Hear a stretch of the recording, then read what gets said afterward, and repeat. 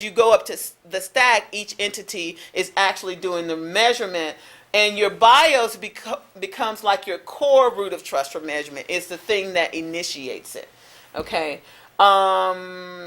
And I think that's basically what this slide is saying. The first software is run during the boot process and is preferably located in the Trusted Platform module. The reason that you want it located within the Trusted Platform module is that you don't want there to be compromise to this particular piece of software, because you have to trust it.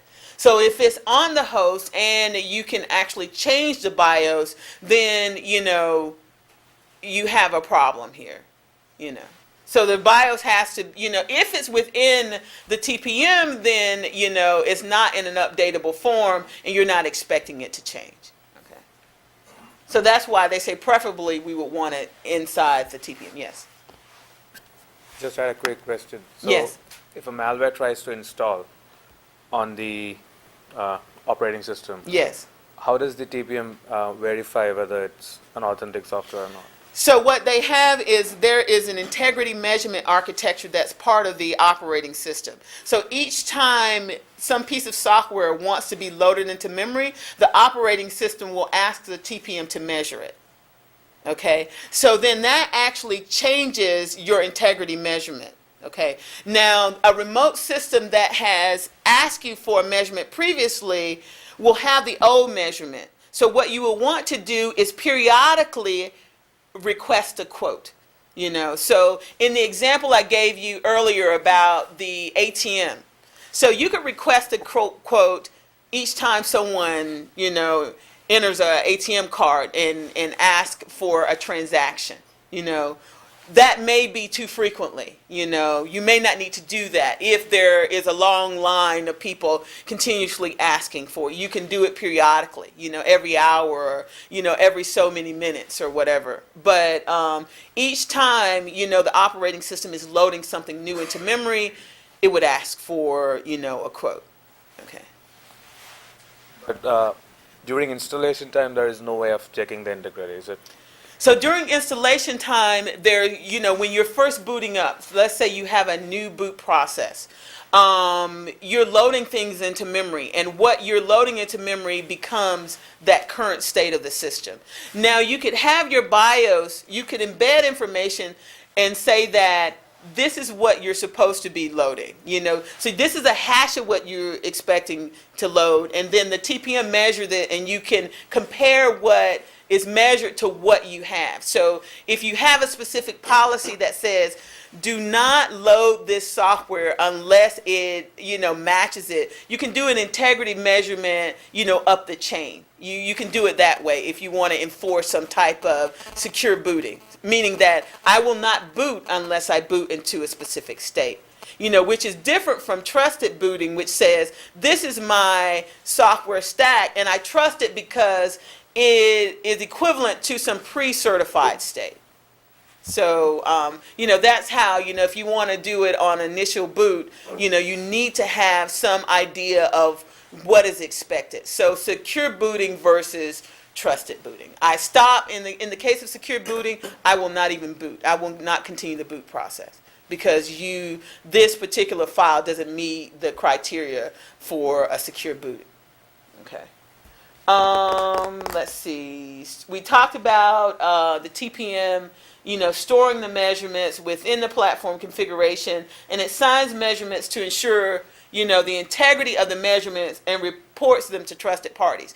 Now, when I say report them to trusted parties, I've spoken about this just a little bit. The TPM is not talking directly to a remote party. It's actually being mediated by the host. But the host cannot make changes to the measurement that the TPM has, because it doesn't have the private key and doesn't have access to the private key and cannot change it. Okay. All right.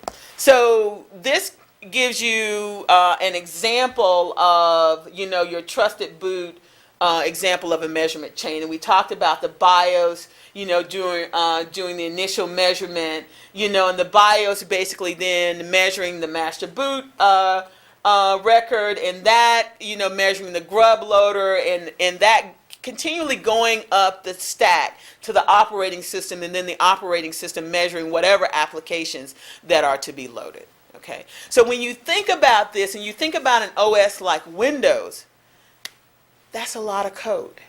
And what we found when putting together this plug-and-play trust system is that, what we did to reduce the amount of code diversity is basically create a static image. So when you're measuring a large image, it actually takes the TPM a very long time to do that calculation. So one of the things I'm going to, hopefully I get to in the future work, is talk about, are there, OSs that we can use to reduce the size of our static image so that this, we can make the process quicker. Okay. So when we think about what does a trusted computing platform offer us, there are a couple of things. So what we get is secrecy, because, we have the storage of data and code basically in a vault, basically a locked space. Because the key that's protecting the data itself may be stored in an encrypted format on the host, but the key is stored within the TPM. Okay. We have the authenticity. Basically, the code proves itself via the use of a sheltered key, because now I can determine that the key that was used to sign the data and encrypt the data is stored within the TPM, based on my public key certificate associated with this particular device. Okay, and the TPM's endorsement key is actually signed by the vendor and things like that. So, and after we verify the software that's running on the system, then we can provide authenticity of data. So this data was created, on this system that was running a particular software stack. So we can tie the data to a particular version of a software stack and say, okay, this data is protected.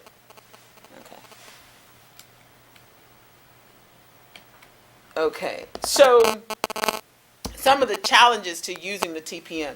So as I said before, that the research using the TPM in the U.S. has lagged behind other countries. So we don't have all the tools in place to actually, make use of a TPM readily. Okay. What we do have is a lot of tools. We have drivers that have implemented some of the specific interface functions for interfacing with the TPM, but we don't have something that will actually do our attestation functions, our remote attestation, the verification functions, and the applications that are actually going to utilize those functions. And so this is what this particular work addresses: is, do we have just our basic platform that we can, we can start doing the research without even worrying about how do we bring all of these tools together and actually to create, a platform that can evaluate the integrity of a remote entity.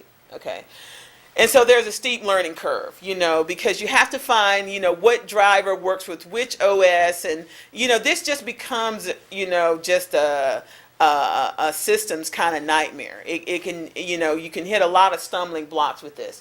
And like I said, no application that provides attestation service, but, our system, the plug-and-play trust system, actually, it has that system in place. So you can do remote, you can ask for a quote remotely. It will provide you with, an attestation signed by the TPM, and then it verifies the TPM signature. And in addition to that, what we provided is like a firewall service that will open up a port on a firewall based on the integrity verification of the remote entity. So it's like, I won't even communicate with you if you are not running, the expected software. So this is what this particular work, does. And the whole problem of code diversity.